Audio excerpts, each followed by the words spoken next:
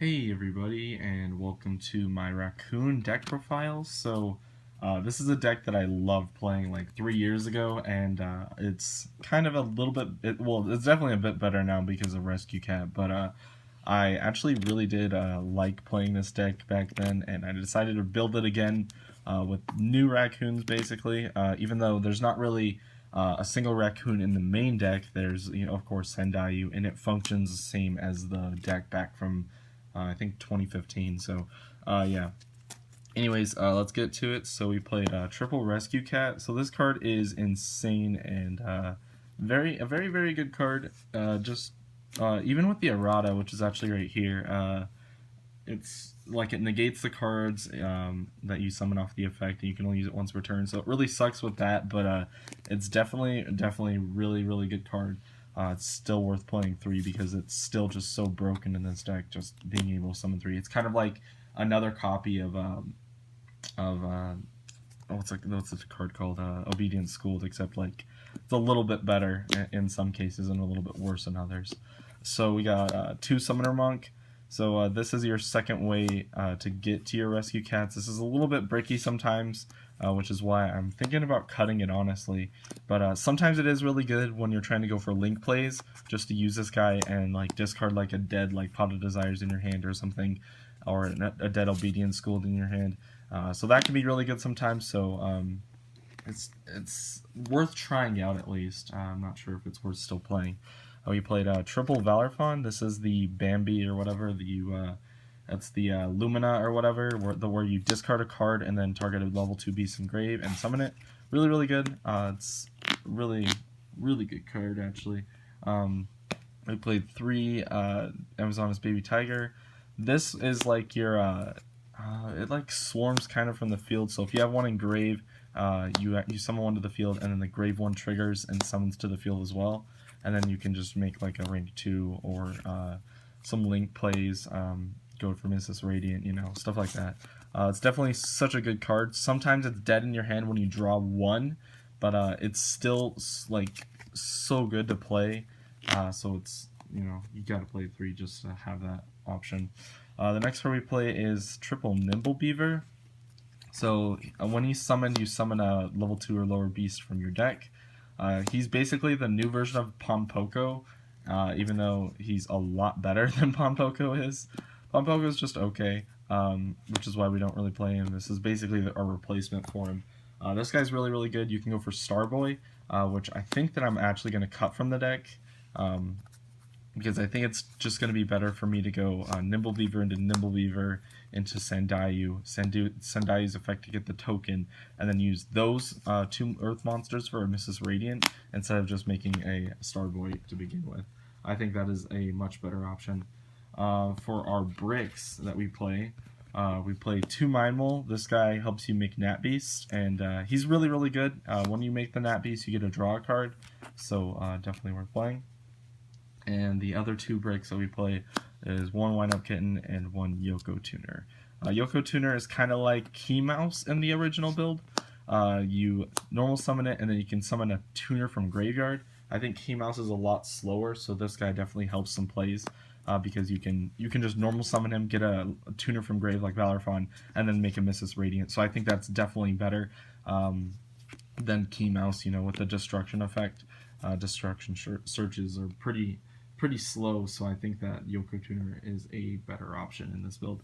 For spells, we play Triple Obedient School. You gotta play the best card in the deck, obviously.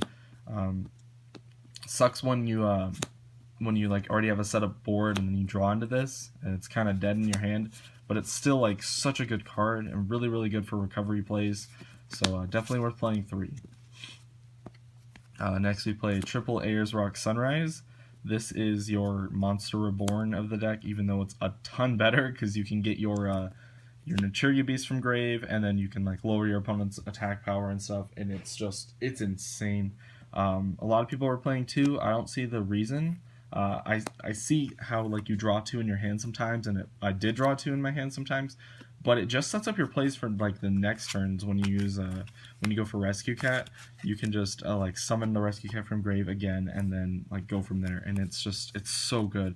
Especially that lower attack thing is so good, especially with Sendayu, because you can summon a token and then lower their attack with Ayers and then just beat over with the token. And you get a lot of the times in like the original build, you would just crash your token, but like that really helps. Triple Scapegoat. This just enables Mrs. Radiant plays, so it increases all your monsters' attack, which is insanely good. It also really combos with Sandayu because your tokens will get the highest attack on the field and then get the 500 from Mrs. Radiant. So it just makes it so good. It also gives you like back row removal with like in forms of the Nightmare packages. So that is just insane, and it is so good. So Scapegoat's amazing. Play it at 3. 3 or 1 is what I say, or 3 or none, honestly. I like this format. Triple Pot of Desires. You just got to draw your pieces. You want to use your Rescue Cat and Obedient Schooled first before you activate this, obviously, because you don't want to banish too many Raccoons, or I guess beasts, whatever. 2 Twin Twisters. You like your cards in graveyard, and so I think this is really nice. Good back row removal. You also got like the Phoenix, so I don't think it's worth playing more, in my opinion. And the last 2 cards is 1 Soul Charge and 1 Monster Reborn. So Soul Charge really sets up some boards. This card is insane. If you draw Soul Charge, you win, basically. And for traps, we played triple Solemn Strike and the 1 Warning. This just to stop your opponent's stuff. Pretty good. I think strikes are amazing in this format, so yeah. And we also played 2 Mistake. So this card's really good. I actually might play 3, but it's just, I don't know, it's a really good card. Just stop your opponents, you know, all of their stuff. Moving on to extra deck, we play triple Sandayu. This card really helps. Like I was saying before, you can use those water dudes, the Nimbles. Summon this, make the token, and then use the token in this for a Mrs. Radiant. I think that's an amazing play. It's very fun, so that's the thing. 2 Naturi Beast. This is this comes up. The second one comes up every once in a while, where you want to use it because, yeah, I don't know. It's good. I'm not too sure exactly how I feel about it, but I might cut it to 1. But 2 is really good. So for now, it's 2. Triple Mrs. Radiant. This is just a really good card. Honestly, I only ever needed the 2, but the 3rd could come up sometimes, so it might be worth it to play it. But yeah. And then the 1 Mistar Boy, I'm going to cut this, I think, for something new. You can probably cut it for maybe like another Nightmare Phoenix or something. I don't know. Whichever you guys think is really good, just play it instead, because Mistar Boy is just okay. We played 1 Link Spider, just to help with the Scapegoat plays, as well as the Link Karibo, Cerberus, Phoenix, and Unicorn. So basically, like I don't know if you guys like know most of the Scapegoat plays, but you make like a Link Spider, and then you use one for a Link Karibo, use like a token and a Link Karibo, and then you make any one of these depending on your situation. If you need to like clear back row, you can go into this guy, or sorry, if you need clear back row, you go into Phoenix. If you need to clear a monster, you go into Cerberus, and then you get the draw because they're co-linked, so you don't lose any advantage. It's really nice, and especially because you can get your Raccoons in graveyard, so it really helps that.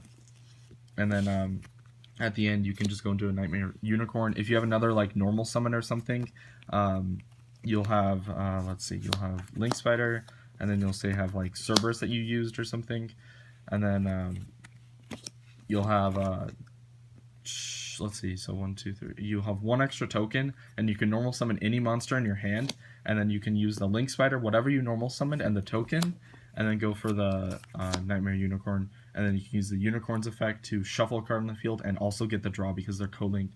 And then during your next turn, you get to draw 2 cards because you control the Nightmare stuff. So that's really good. It's like the new version of a Ningirsu Ib combo. I think that combo was insane, except this is a ton better. So definitely worth playing.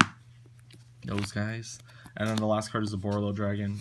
Summon this a lot. You just like steal Beatrices and stuff against like BAs and stuff. But it's such a good card. You can't not play it, honestly. But that's it for the deck profile. I hope you guys enjoyed. I'll be here next week. Oh wait, I guess I can go over side deck. It doesn't really matter. I'll be here next week though for another deck profile. But yeah, we played the Kaiju package.